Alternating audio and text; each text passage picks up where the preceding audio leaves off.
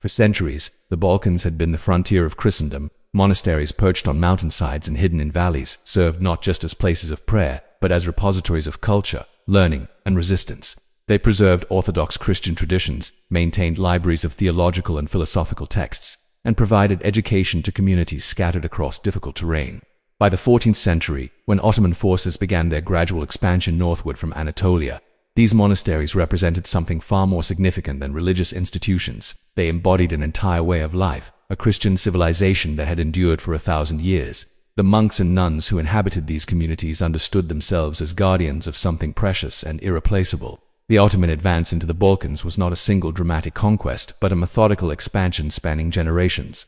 Serbian kingdoms fell first, then Bulgarian territories, then Greek lands. As Ottoman armies moved through these regions, they faced a choice about how to administer conquered populations. Unlike some empires that expelled or exterminated religious minorities, the Ottoman system developed a different approach. Christians would be allowed to remain in Ottoman territory as dhimmis-protected subjects who paid special taxes and accepted Ottoman political authority in exchange for religious toleration. This arrangement, codified in Islamic law and Ottoman imperial practice, was actually progressive by medieval standards. Christians could maintain their churches, their clergy, and their religious practices. In theory, this meant that Christian monastic communities could continue their spiritual work under Ottoman rule. In practice, the reality proved far more complicated. Monasteries represented not just spiritual authority but also substantial economic and political power. They owned vast lands, controlled resources, and maintained networks of influence that could potentially threaten Ottoman administrative control. Ottoman governors faced a persistent problem: how to integrate these powerful Christian institutions into an empire built on Islamic principles and centralized authority. The answer evolved over time and varied by region, but it consistently involved the transformation of monastic life in ways that the monks and nuns who inhabited these spaces had never anticipated. The most visible change was architectural and administrative. Across conquered territories, Ottoman authorities converted major monasteries into mosques, administrative centers, or military installations. This was not random destruction but strategic transformation. A monastery that had served as a center of Christian spiritual authority for centuries would be repurposed, its bells removed, its crosses taken down, its interior reorganized according to Islamic principles. For the Christian communities that had gathered in these spaces for generations, the transformation was devastating not because of violence but because of erasure. The physical places that anchored their faith and identity were being systematically repurposed. Smaller, more remote monasteries were sometimes left intact, allowed to continue their communities on the condition that they accept Ottoman oversight and pay Ottoman taxes. But even these monasteries operated under constant pressure to accommodate imperial interests. One of the most significant changes involved population movements and imperial edicts regarding forced conversions. Ottoman law was theoretically tolerant of Christians who paid their special taxes and accepted Ottoman political authority. But in practice, Ottoman governors and religious authorities pursued various policies aimed at increasing the Muslim population in conquered territories. In some regions, particularly during periods of Christian rebellion or resistance, conversion campaigns intensified. These were not always achieved through force. Ottoman authorities recognized that incentives could be effective. Christians who converted gained access to military careers, administrative positions, and economic opportunities denied to non-Muslims. For many, conversion represented pragmatic accommodation with new political reality rather than coercion. For Christian monasteries and nunneries, this created profound dilemmas. Monks and nuns had devoted their lives to religious vocations that depended on their Christian faith and their separation from secular society. As Ottoman pressures increased, some communities negotiated with Ottoman authorities to preserve their monasteries in exchange for accepting greater imperial oversight. Others resisted, refusing to accommodate Ottoman demands, and faced confiscation of their lands and properties. Still others found themselves caught between these extremes, attempting to maintain their spiritual missions while navigating increasingly restrictive Ottoman policies. The abbots and abbesses who led these communities had to make impossible choices about which aspects of monastic life could be preserved and which had to be sacrificed to ensure survival. The fate of nuns was particularly complicated by Ottoman administrative systems. The imperial harem, often romanticized in Western historical imagination, was actually a highly structured bureaucratic institution where the sultaness household operated according to precise rules and hierarchies. Christian women who entered Ottoman service, whether through voluntary employment, purchase in slave markets, or other means, found themselves in a system fundamentally alien to their previous experience. For women accustomed to Christian convent life, which emphasized prayer, contemplation, and separation from worldly authority, the transition to Ottoman household service represented a complete rupture. They moved from communities governed by religious rules they had chosen to systems of absolute authority and subordination based on imperial hierarchy. Yet many of these women found ways to maintain aspects of their faith, to preserve their identities, and to create networks of support within these new contexts. Historical records suggest that some Ottoman households included significant numbers of Christian converts whose backgrounds as religious women gave them particular perspectives and sometimes particular influence within palace hierarchies. The real story of the Ottoman conquest of the Balkans is not one of simple domination but of complex negotiation, adaptation, and the gradual transformation of Christian society under imperial rule. Monasteries did not disappear, but they changed fundamentally. If you want to understand how institutions adapted to empire, how religious communities maintained identity under political pressure, and how ordinary people navigated impossible circumstances, you need to keep watching. Subscribe now, because what happened next reveals truths about how civilizations change, how faith endures under strain, and how history is written by those who survive to tell it.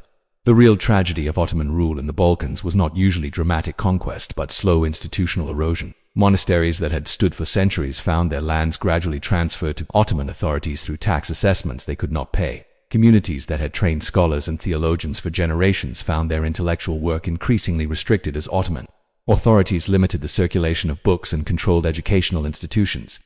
The monks and nuns who remained in their communities often had to make quiet compromises with Ottoman power. They maintained their religious practices by keeping a low profile. They performed their duties to Ottoman administrators while preserving as much of their spiritual life as the circumstances allowed. Some monasteries became centers of cultural preservation precisely because of Ottoman governance. By accepting Ottoman political authority and maintaining politically neutral stances, certain monastic communities were allowed to continue their work of copying manuscripts, preserving theological texts, and maintaining libraries. These monasteries became repositories of Christian learning in a world where Christian political authority had been displaced. The monks who worked in these scriptoriums understood themselves as preserving not just religious tradition but an entire civilization. Their work was quiet and unglamorous but historically significant. They were keeping alive intellectual and spiritual traditions that might otherwise have been lost. The experience of women in this transformed world was particularly complex. Some Christian women who entered Ottoman service through various mechanisms found themselves in positions of relative influence. Women from aristocratic or educated backgrounds sometimes became trusted advisors or teachers within Ottoman households. They maintained their Christian faith in private while adapting to their new roles. Others faced much harsher circumstances, working as servants or laborers with little opportunity for advancement or spiritual practice. The documentary evidence is fragmentary, but surviving accounts suggest that Christian women in Ottoman service maintained networks of support, passed on traditions orally, and found ways to remember their previous identities even when official acknowledgement of their Christian heritage was impossible. The theological crisis this created for Christian institutions was profound. What did it mean for the Church when its members converted to Islam, either willingly or under pressure? The Orthodox Church had to develop theological frameworks for understanding apostasy, for welcoming back those who later returned to Christianity, and for maintaining spiritual community across the boundaries that Ottoman rule had imposed. Church officials wrote extensively about these questions, wrestling with problems of conscience that medieval theology had never fully addressed. How should the Church regard Christians who had converted to Islam but continued to practice Christianity in secret? What penance was appropriate for those who had renounced their faith under duress? These were not abstract theological questions, but urgent pastoral issues that affected real communities. Over generations, a new society emerged in the Ottoman Balkans. It was not simply Christian or Muslim, but a complex mixture in which the two traditions coexisted, sometimes in tension, sometimes in surprising harmony. Families were divided between religions. Individuals maintained multiple identities. Communities developed hybrid practices that incorporated elements of both traditions.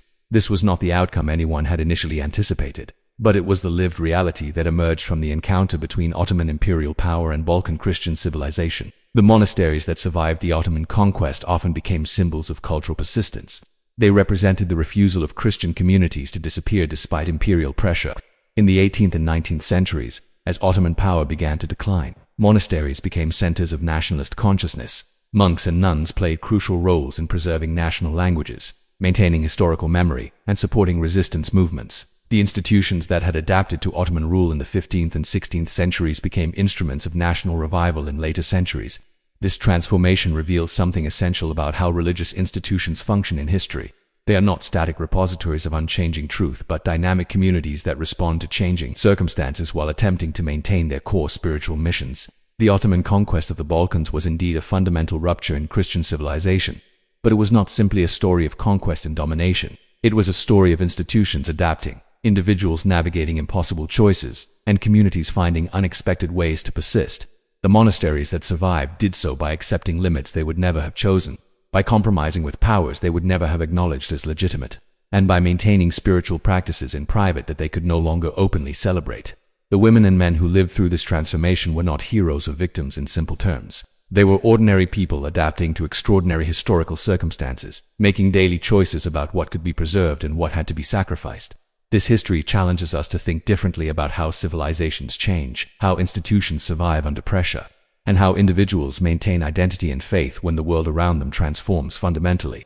The story of the Ottoman conquest is not one of simple triumph or defeat, but of adaptation, persistence, and the complex ways that different cultures and religions learn to coexist across centuries. What aspects of this history resonate most with you? Comment below about how you